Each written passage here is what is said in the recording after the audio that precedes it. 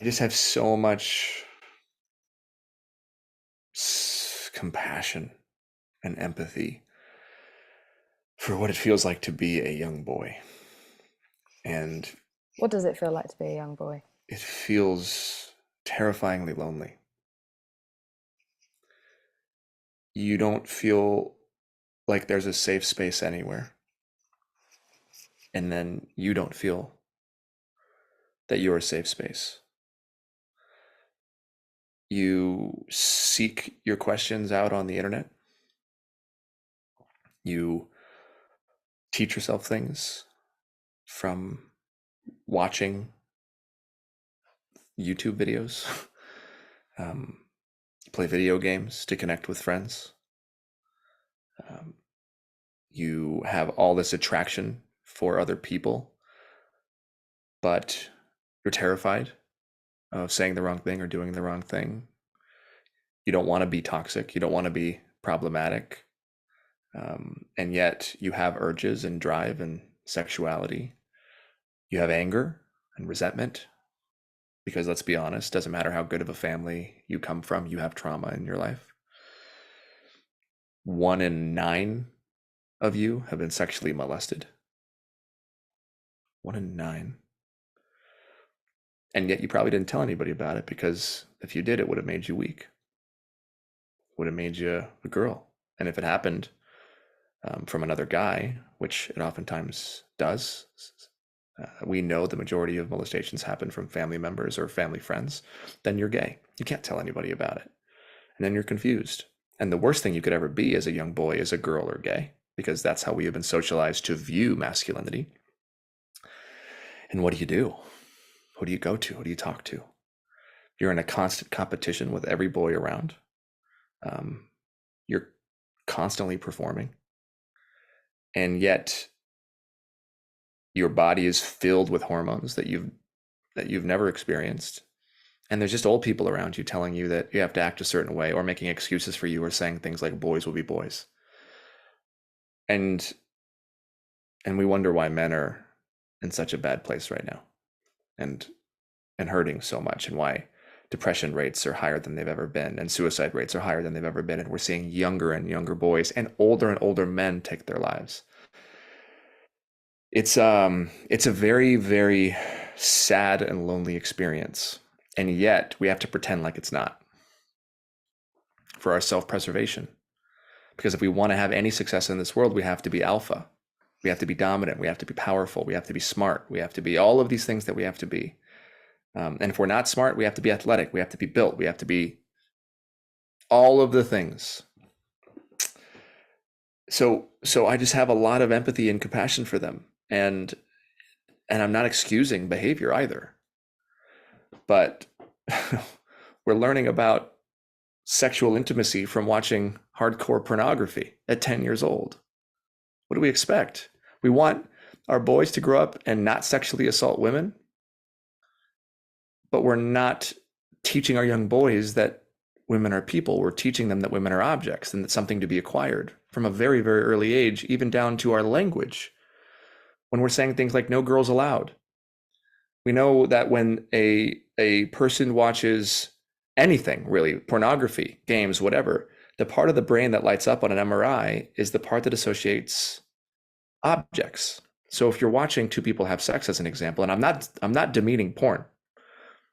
There's all versions of healthy porn, but I'm talking about for young boys as an example, or even video games. When you are watching something for hours and hours at a time, and it is flooding your brain with dopamine, and it's carving these new neural pathways in your brain, and you are 12 years old, and you have all this new stuff happening in your body, and you're watching a woman do whatever this man wants her to do, and you're able to almost manipulate it. You're seeing this woman as an object and not as a person. And so we wonder why 1 in 4 women are sexually assaulted. Well, we're not doing anything to prevent it from happening until it's too late. I say early on in my book, I remember I interviewed this incredible woman who's a professor at Dartmouth, and she shared in detail with me about her experience being raped. And one of my questions to her was like, because I felt so angry. Like I felt this like, fuck, I wish I was there. I had this whole fantasy in my head as she was talking. This was about 4 or 5 years ago, of like, God, I was angry that she couldn't walk down the street without being raped and left for dead.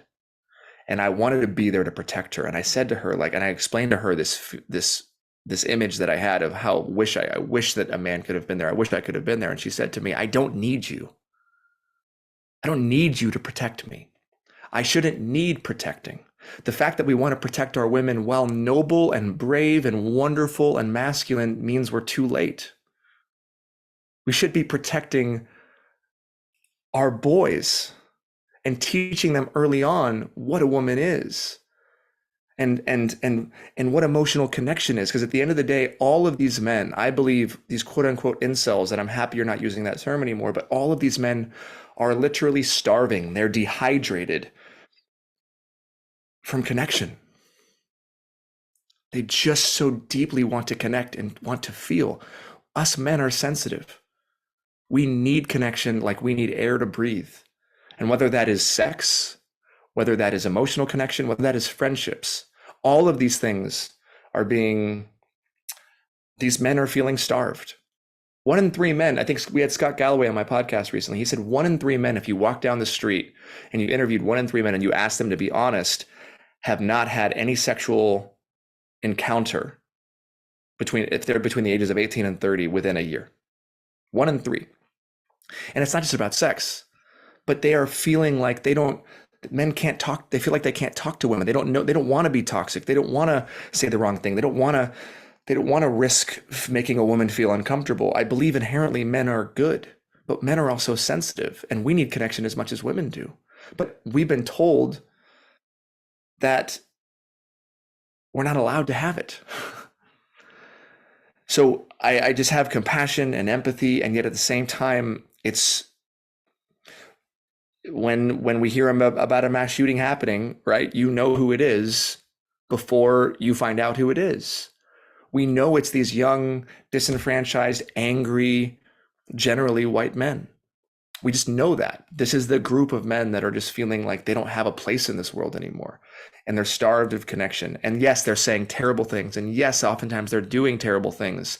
But I just don't believe a punitive society will ever create unity. I don't believe it's ever going to get us closer to peace. What are we going to do? Just throw them all in prison? Well, we know what that's done. We know what that's done in America. We have to heal.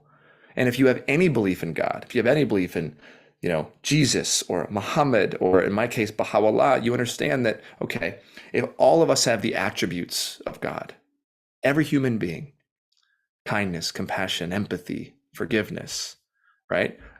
Ironically enough, these are very feminine qualities, but God is also the masculine qualities too. If we have these qualities, then we have to find a way to practice them.